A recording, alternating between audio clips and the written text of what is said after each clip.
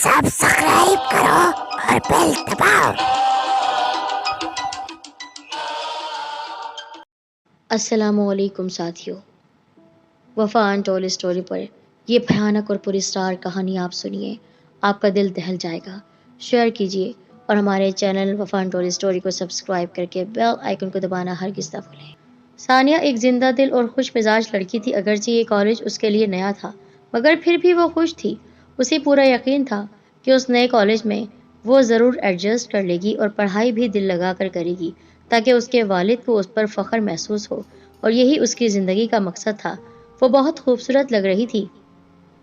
Ma'am warden ने उसे बताया कि उसका कमरा किस तरफ है। अब वो अपना बैग थामे अपने कमरे की जानिब रवा दवा थी। उसने कमरे का दरवाज़ा खोला और बैग को घसीटकर अंदर ले आई। कमरे पर एक नज़र डाली और बेड पर जा बैठी। वेल, कमरा तो अच्छा है, उसने खुद कलामी की। चंद लम्हात ही गुजरे थे कि कमरे का दरवाज़ा धड़ाम से खुला। उसने मुड़कर देखा तो वहाँ दो लड़कियां मौजूद थीं, जिनके चेहरे पर शैतानी मुस्कुराहट रक्सा थी। सानिया सूरत हाल को जल्द ही भाप गई और दिल ही दिल में कहने लगी, सानिया तैयार हो जाओ। वो जान गई थी वो दोनों उसको तंग करने वाली हैं। ये भी जानती थी कि अब इस सूरत हाल से कैसे निपटना होगा। सबा और हिबा कॉलेज में आने वाली नई लड़की को तंग करना अपना फर्ज समझती थी, और आज सानिया उनका शिकार बनने वाली थी। वो कदम कदम उसकी तरफ बढ़ रही थी और सानिया अपने आप को मानो तैयार कर रही थी कि कैसे उनसे छुटकारा हासिल किया जाए। उतनी ही देर में सबा ने सानिया के बालों को छुआ और मजाक उड़ाते हुए कहने लगी, अरे देखो हिबा, देखो जरा इस चूहिया के बाल, बिल्कुल किसी चूहिया के दुम जैसे लग रहे हैं। दुरुस्त कहा ना मैंने? हाँ हाँ हाँ, सही कह रही हो तुम। बिल्कुल ऐसा लगता है किसी चिड़िया घर से भाग कर आई है। इस बात पर दोनों मुंह फाड़कर हंसने लगी। इस कदर बेइज्जती पर सानिया गुस्से से लाल पीली होने लगी, मगर न जाने कैसे खुद पर उसने कंट्रोल किया और कहा, हाय, मैं सानिया हूँ, यहाँ नई आई हूँ और शहर के सबसे मुअज़्ज़ज़, मारूफ और मशहूर दौलतमंद बिजनेसमैन अरशद खान की बेटी हूँ। जितनी बेइज्जती तुम मेरी कर चुकी हो, प्रिंसिपल से शिकायत करके तुम दोनों को यहाँ से इसी वक्त निकलवा सकती हूँ। तो बेहतर यही है कि यहाँ से शराफत से चली जाओ। वो दोनों गुस्से से दांत पीसती हुई वहाँ से चली गई। डैडी के नाम की धमकी कारगर साबित हुई। अगरचे सानिया इस तरह अपने डैडी का नाम फ़ख्र से लेती हुई और उनके नाम की धमकी देते हुए खुद को आम अमीर जादियों की तरह मगरूर नजर आ रही थी, जो कि वो कभी न थी, क्योंकि उसने अपने डैडी की दौलत पर कभी फ़ख्र न किया था और ना ही यूँ डैडी के नाम की धमकियाँ देती थी। मगर उस वक्त उसके पास और कोई चारा भी न था। उन बदतमीज लड़कियों से महज इसी तरह पीछा छुड़ाया जा सकता था। सानिया ने सर झटका, बैग से कपड़े निकाले और नहाने के लिए वॉशरूम में घुस गई। कुछ देर के बाद जब वो गीले बालों को तौलिए से साफ करते हुए बाहर निकली तो उसकी नज़र कमरे में एक तरफ रखी बड़ी सी अलमारी पर पड़ी, जिसको देखते ही उसने सोच लिया कि बड़े एहतमाम से उसमें अपना सब सामान रखेगी। बाल खुश करने के बाद वो अलमारी की तरफ बढ़ी, मगर ये क्या, उसमें तो ताला लगा हुआ था। अगले ही लम्हे वो अलमारी की चाबी लेने वार्डन के कमरे में मौजूद थी। मुझे अफसोस है सानिया, मैं तुम्हें उस अलमारी की चाबी नहीं दे सकती, क्योंकि उसमें हमारा कुछ कीमती सामान रखा हुआ है। वार्डन ने उसे साफ साफ लफ्जों में मना कर दिया। ये सुनकर सानिया हैरत में डूब गई, मगर अभी वो बोलने ही वाली थी कि वार्डन ने उसे मजीद बात करने का मौका ही न दिया और चौकीदार वहां आ गया। वार्डन साहबा, आपको प्रिंसिपल साहबा बुला रही हैं। ये सुनते ही वो कमरे से चली गई और सानिया हैरान परेशान सोचों के समंदर में गौते खा रही थी। हमेशा की तरह इस बार भी सानिया ने अपनी जिंदा दिली और खुश मिजाजी की वजह से कॉलेज में सबका दिल जीत लिया था। वो न सिर्फ तमाम टीचर्स की नज़र में अपना एक मुकाम बना चुकी थी, बल्कि उसने कई सहेलियां भी बना ली थी, और इतना कुछ उसने महज एक ही हफ्ते में कर लिया था। न सिर्फ अपनी तमाम क्लास फेलोज के साथ उसकी दोस्ती थी, बल्कि उसने तो एक सीनियर लड़की से भी दोस्ती कर ली, जिसका नाम ईमान था। ईमान एक सुलझी हुई और खुश मिजाज लड़की थी, और जब सानिया ने उसकी जानिब दोस्ती का हाथ बढ़ाया तो उसने फौरन दोस्ती कर ली, और इस तरह वो दोनों बहुत अच्छी दोस्त बन गई। एक दिन सानिया और ईमान कैंटीन में बैठी बातें कर रही थी कि ईमान ने कुछ सोचते हुए कहा, वैसे सानिया, तुम जिस कमरे में ठहरी हो वो तुम्हें पसंद है क्या? इस बात पर सानिया ने सरसरी अंदाज में कहा, हाँ यार, अच्छा है, आरामदेह भी है। ईमान कुछ बेचैन सी लग रही थी और उसकी उस बेचैनी को सानिया ने भांप लिया। सानिया झट से बोली, क्या हुआ, तुम परेशान क्यों नजर आ रही हो ईमान? ईमान चौंक पड़ी, जैसे किसी गहरी सोच में डूबी हो। अचानक सानिया को कुछ याद आया اور وہ اچھل پڑی۔ ارے ایمان، تمہیں میم وارڈن کی ایک بات بتاؤں؟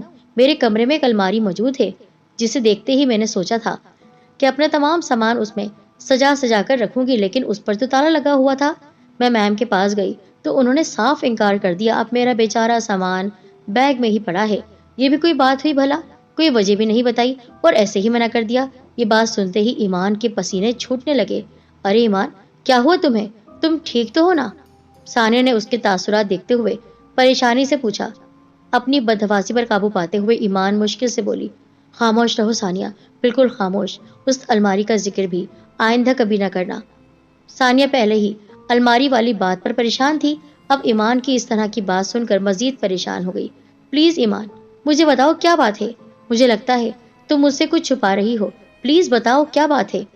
اس پر ایمان سرگوشی کے انداز میں بولی، ثانیہ، جو کچھ تمہیں بتانے والی ہوں اسے سن کر تم اچھل مت پڑنا اور نہ ہی شور شرابہ شروع کر دینا۔ آرام سے میری بات سنو۔ جس کمرے میں تم ٹھہری ہو ٹھیک 1 سال پہلے اسی کمرے میں عالیہ نامی لڑکی نے پنکھے سے لٹک کر خودکشی کر لی تھی۔ کیا کہہ رہی ہو؟ سچ میں؟ مطلب انہوں نے مجھے ایک ایسا کمرہ دیا ہے جس میں ایک لڑکی خودکشی کر چکی ہے؟ What the hell is that؟ ثانیہ پریشان اور غصے کے عالم میں بولتی گئی۔ ثانیہ پلیز خاموش رہو اور آہستہ بولو۔ میں جانتی ہوں کہ یہ غلط ہے، تمہیں وہ کمرہ نہیں دینا چاہیے تھا، کیونکہ اس کمرے کے ساتھ ایک اور بہت بڑا مسئلہ ہے، وہ یہ کہ جو الماری وہاں موجود ہے وہ عالیہ کے استعمال میں ہوتی تھی، لیکن اس کے مرنے کے بعد پرنسپل نے اس الماری اور عالیہ کا مختصر سامان سب باہر نکال کر کمرہ بند کرنے کا حکم دیا، مگر پراسرار طور پر وہاں سے فرنیچر تو نکال لیا گیا پر وہ الماری نہ نکالی جا سکی۔ نہ جانے اس میں کون سی آسیبی طاقت ہے جس نے اس الماری کو پکڑ رکھا ہے۔ 10 بندوں نے اسے پکڑ کر نکالنے کی بہت کوشش کی، مگر بے سود بیکار، مانو وہ زمین سے چپک سی گئی ہے۔ آخر پرنسپل نے تنگ آ کر اس الماری کو ہمیشہ ہمیشہ کے لیے بند کر دیا اور تمام اسٹاف اور اسٹوڈنٹ جن کو اس بات کا علم تھا ان سب کو اپنی زبان بند رکھنے کا کہا۔ مزید یہ کہ کمرہ کھول دیا تاکہ نئے آنے والے اسٹوڈنٹس وہاں رہ سکیں۔ ثانیہ آنکھیں پھاڑے سب کچھ سن رہی تھی۔ فوراً سوال داغ دیا، کیا اس لڑکی نے خودکشی اس لیے کی تھی کہ وہ پریشان تھی؟ یہ کیا وجہ تھی؟ کیوں خودکشی کی؟ کیا اس بات کا علم کسی کو نہ تھا؟ آخر کوئی تو وجہ رہی ہوگی۔ نہ جانے کیوں اب ثانیہ کو خوف سے زیادہ مرنے والی لڑکی سے ہمدردی محسوس ہو رہی تھی۔ ایمان نے ایک ٹھنڈی آہ بھرتے ہوئے کہا، نہیں، کسی کو اس کی خودکشی کرنے کی وجہ معلوم نہیں۔ وہ ایک غریب گھرانے کی لڑکی تھی، اس کے والدین نے بھی اف تک نہ کی اور رو دھو کر اس کی لاش لے گئے۔ اس کی لاش کا پوسٹ مارٹم تک نہ ہوا۔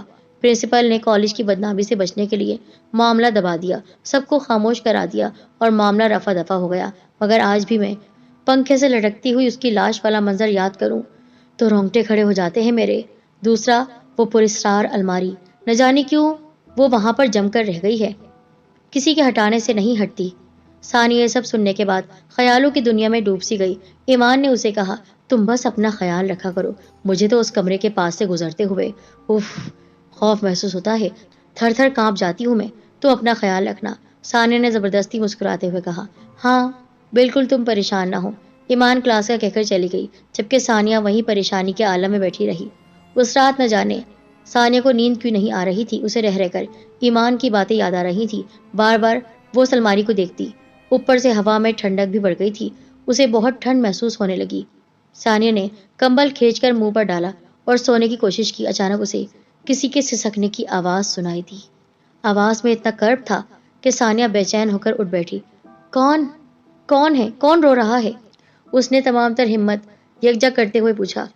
کیوں کوئی رو رہا ہے یہاں؟ بتاؤ مجھے، کون ہے؟ بے چین تھی وہ، پریشان ہو گئی تھی۔ کچھ لمحوں کی خوفناک خاموشی کے بعد ایک دردناک آواز آئی، ثانیہ میری مدد کرو گی؟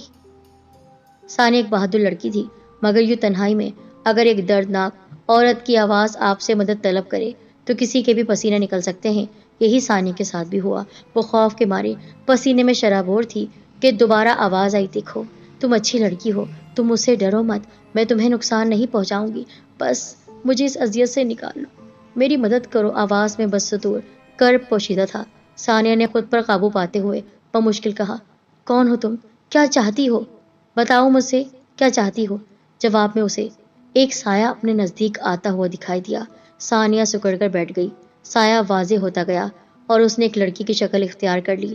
وہ ایک عام سی صورت والی سیدھی سادی لڑکی تھی جو اب ثانیہ کے سامنے کھڑی تھی۔ چہرے پر بلا کا درد تھا۔ اس نے لبوں کو حرکت دی۔ میں عالیہ ہوں۔ ثانیہ ایک مرتبہ پھر ڈر گئی۔ مگر تم تو 1 سال پہلے مر گئی تھی نا؟ اس پر عالیہ ہولے سے مسکرا دی۔ اس کی تو ہنسی میں بھی بے پناہ درد تھا، کرب تھا۔ اس نے اپنی داستان یوں سنائی۔ میں بھی تمہاری ہی طرح ایک جیتی جاگتی زندہ دل لڑکی تھی، غریب والدین کی بیٹی، آنکھوں میں بے شمار خواہشات کے جگنو لیے یہاں تعلیم کے حصول کے لیے آئی تھی، مگر ان دونوں نے مجھ سے جینے کا حق چھین لیا۔ یہ کہتے ہوئے اس سائے کے چہرے پر شدید غصے کے تاثرات ابھرے۔ کس نے تم سے جینے کا حق چھین لیا؟ بتاؤ مجھے۔ وہ پھر بولی۔ صبا اور ہبا نے۔ میں جب یہاں نئی نئی آئی تھی تو انہوں نے مجھے خوب تنگ کیا۔ میں بہت کم بولنے والی لڑکی تھی۔ وہ جو بھی کہتی چپ چاپ سن لیتی۔ تقریباً 1 ماہ تک میں نے برداشت کیا۔ پھر ایک رات میری ہمت جواب دے گئی جب صبا نے میرے بیگ سے میرے ممی پاپا کی تصویر نکال کر اسے پاؤں کے نیچے روننا شروع کر دیا۔ میں نے غصے میں اسے دھمکی دی کہ میں پرنسپل سے اس کی شکایت کروں گی۔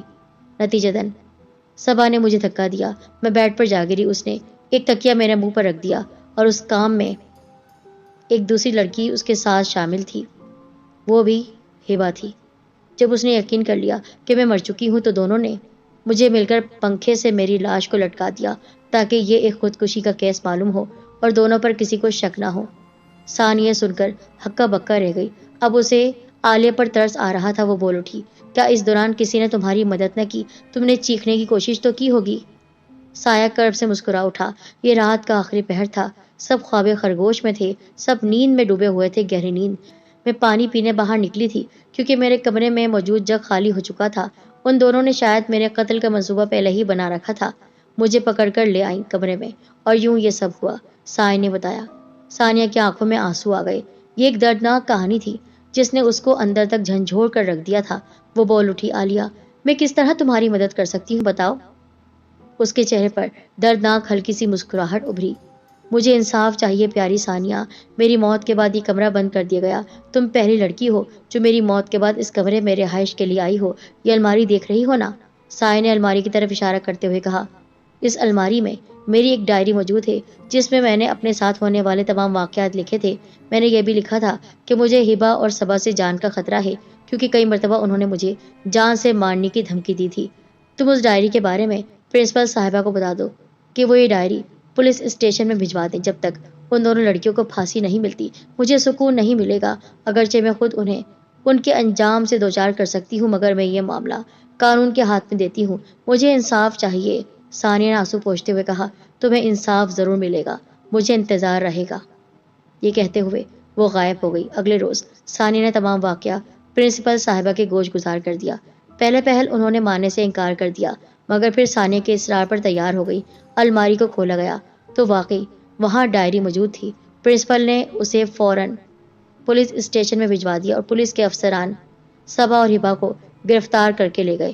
چند روز بعد ہی عدالت نے صبا ہبا کو ایک مظلوم اور کمزور لڑکی کو ڈرانے دھمکانے کے سلسلے میں عمر قید کی سزا سنائی۔ اس دوران دونوں نے تفتیش کے دوران ہی اعتراف کر لیا کہ انہوں نے عالیہ کا قتل کیا تھا۔ یہ اعتراف کرنے کی دیر تھی کہ عدالت نے دونوں کو پھانسی کی سزا سنا دی۔